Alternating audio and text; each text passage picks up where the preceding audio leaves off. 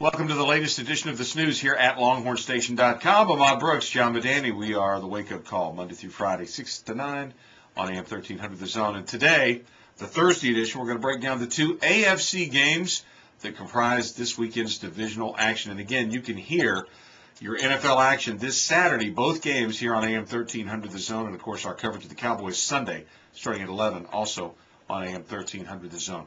First things first, Mr. Brooks, the Jets surprised some by getting past the Bengals. They make their way to San Diego to take on the Chargers. How do you see this one?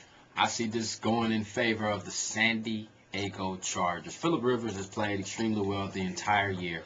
I like the fact that they have a lot of options coming out of that backfield. LaDainian Tomlinson as well as Darren Sproles. They provide a nice mix and a nice combination of backs that I think if anybody can penetrate a defense as far as on the ground that's giving up less than 100 yards a game, these guys might have a chance. And Phillip Rivers, you got to give him credit. Over the last 2 or 3 seasons, he's been one of the top 5 quarterbacks statistically. He's playing well. Vincent Jackson has emerged on the edge, and on the opposite side, I like Quentin Jammer and Cromartie matching up against Cotry and Braylon Edwards. And Mark Sanchez is a rookie. He might throw him a couple, and I think the San Diego Chargers protect their home turf. They don't do what they did a few years ago. They win after having a bye versus the Jets. Well, San Diego is definitely the smart pick. Nobody's ever called me smart.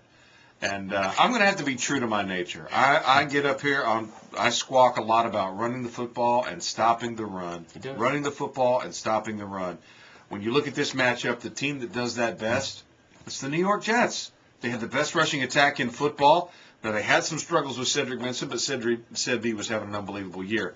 And a lot of those yards came late in the fourth quarter after they were pounding away. I don't see a pound-away running back in San Diego right now. I see LaDainian Tomlinson, who's getting a little long in the tooth. Darren Sproles is going to get his. They can't stop Darren Sproles. I will admit that right now. The Pittsburgh Steelers shut him down on the run, but even they couldn't stop him catching passes. Darren Sproles will get his. That's fine. Somewhere along the line, if I'm going to be right about this, Norv Turner has to be Norv Turner and somehow interfere with the Chargers' ability to win this game. I am going to take the Jets based on their ability to run the ball and stop the run. I do think the Chargers are vulnerable right up the middle. We go to the second game, which is the Ravens and the Colts. The Colts have had a week off. The Ravens surprised some by getting past the Patriots. Didn't surprise either one of us. We both thought they had a great chance to get past New England, but the Ravens are a surprise to some. Again, great rushing attack. You went first last time. I guess I'll go first this time. I know the game is at Indianapolis, but I'm sorry. I know that Peyton Manning, you have to pay all respect, and I know that they've got more playmakers and the pedigree and all that other stuff. If I'm going to be true to all of that junk that I throw through the microphones every week. Microwave. Yeah, that's during the breaks. Running the ball and stopping the run. And that's the Baltimore Ravens. I don't know how, I don't know why, I don't know when.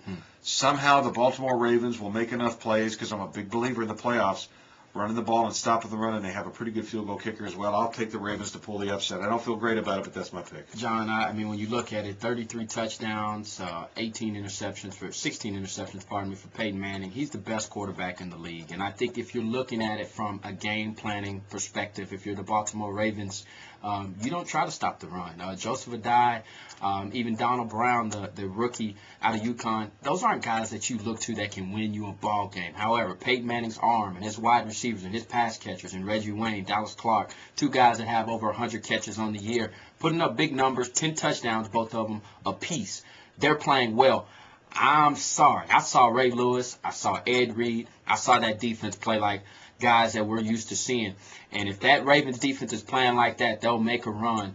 And I'm going to go ahead and go with you on this one, John. I think Ray Lewis playing at his height, Ed Reed roaming in that secondary and making Reggie Wayne and Dallas Clark think twice about catching a pass is going to be the difference. Baltimore Ravens win here, and not only do they get their first road win in New England, but they're stacking up a resume because they win in Indy, if you ask me.